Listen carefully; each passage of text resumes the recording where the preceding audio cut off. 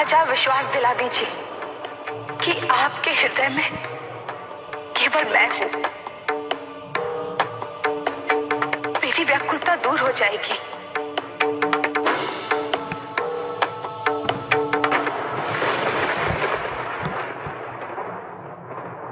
ये आप क्या कह रही हैं देवी? आप इस सत्य से अनभिज्ञ नहीं हैं कि मेरे हृदय के आधे भाग में केवल महादेव रहते हैं।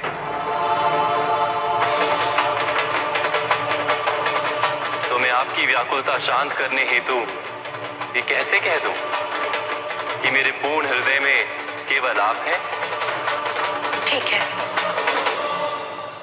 यदि आपके आधे भाग में महादेव है तो उसके अतिरिक्त आपके हृदय में केवल मेरा स्थान है।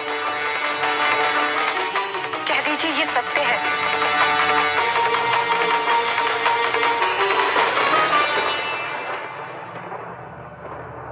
हाँ, ये सत्य है। मेरे हृदय के अतिरिक्त भाग में आप भी हैं देवी।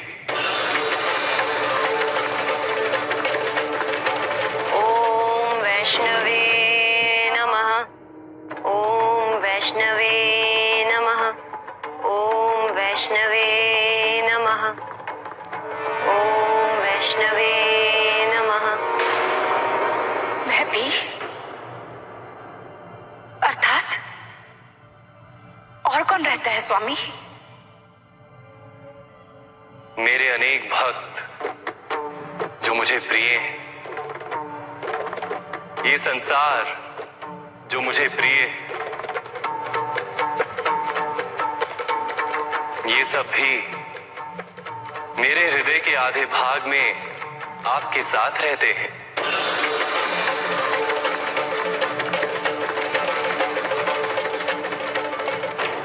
नारायण को जीवित रहते तो नहीं पा सके, संभवतः मृत्यु उपरांत उन्हें प्राप्त कर लेंगे। यदि ये जीवन नारायण का नहीं हो सका तो हमने स्वयं को किसी और का भी नहीं होने दिया। अब हमें और विलंब नहीं करना चाहिए।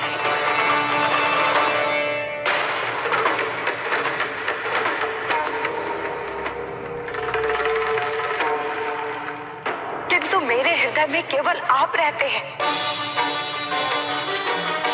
ये संसार मुझे भी प्रिय है स्वामी, किंतु मेरा हृदय केवल आपके लिए है। उसमें आपके साथ मैंने किसी और को स्थान नहीं दिया है।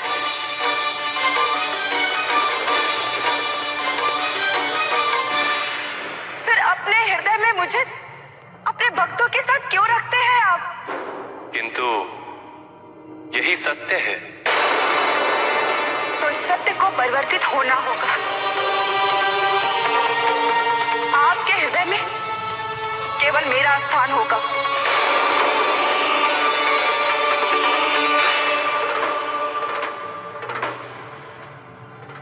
ये असंभव है। जगत के पालनहार के मुख से असंभव सुनकर आश्चर्य हो रहा है। आप चाहे तो कुछ भी हो सकता है, किंतु आप ऐसा चाहते ही नहीं। मुझे आपका प्रेम उसके संपूर्ण स्वरूप में ही चाहिए, और यदि ये संभव नहीं है तो आप मुझे अपने हृदय से निकाल दीजिए।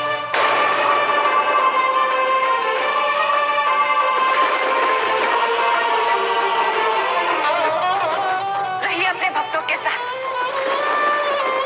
जो आपको मुझसे भी अधिक प्रेम करते हैं और जो आपको मुझसे भी अधिक प्रिय है।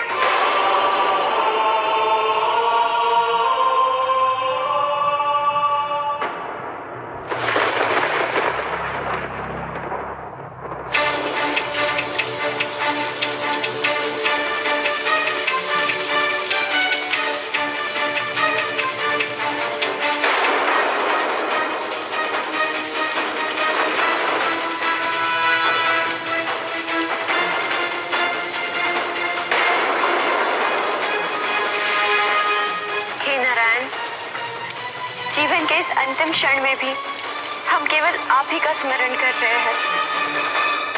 ये आपने क्या कह दिया देवी? आप और मैं एक दूसरे से पृथक कैसे हो सकते हैं? आप अभी क्रोधित हैं। जब आपका चित्त शांत हो जाएगा तब हम इस विषय पर पुनः चर्चा करेंगे। और मुझे विश्वास है आपको अपनी भूल का आभास अवश्य होगा। नहीं, मेरा ये निर्णय अटल है।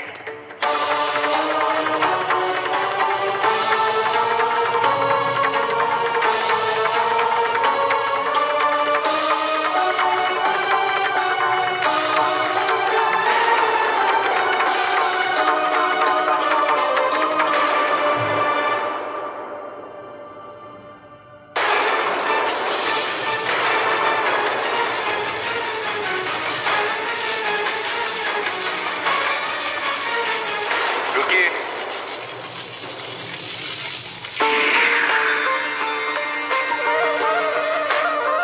मैं आप सबकी तपस्या से प्रसन्न हुआ।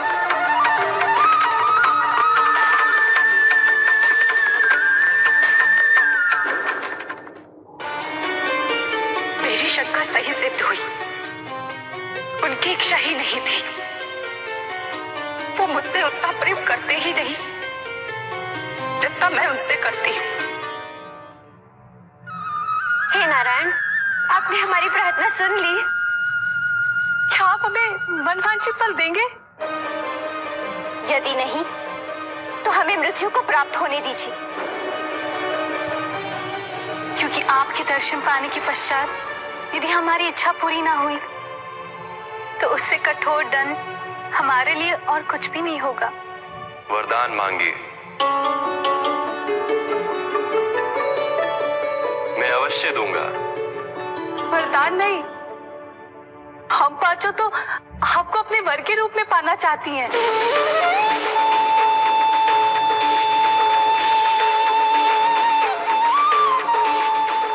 यदि आप हमसे प्रसन्न हैं, तो हमें अपनी पत्नी के रूप में स्वीकार कीजिए और यही हमारे साथ रहिए। और नारायण, यदि आप हमारी इच्छा पूरी करते हैं तो आपको समस्त संसार को भुलाना होगा।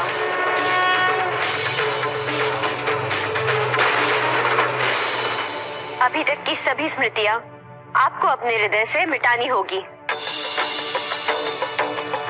ताकि आपका अतीत आपको हमसे कभी दूर ना कर पाए। ये वचन दीजिए हमें।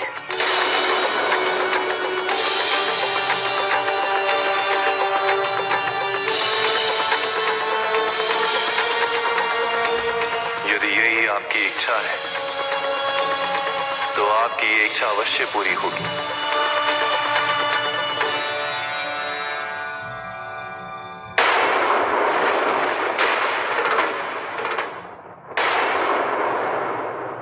मैं अभी इसी क्षण अपने अतीत को संपूर्ण रूप से भुलाता हूं।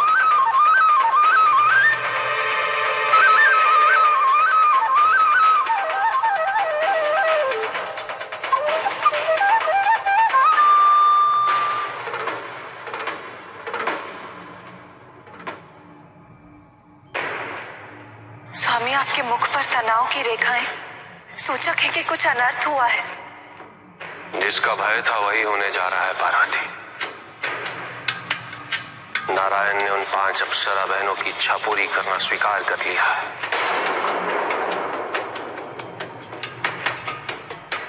उनके आग्रह पर नारायण अब पाताल में ही वास करेंगे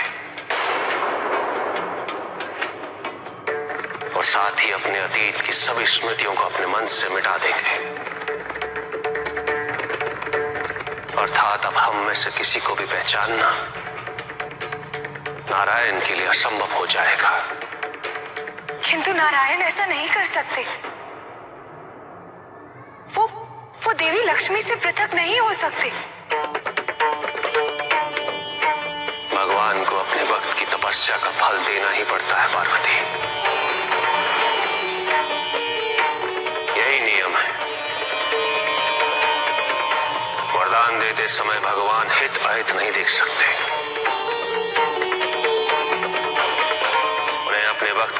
एक इच्छा को पूरा करना ही होता है, और वही नारायण ने किया है।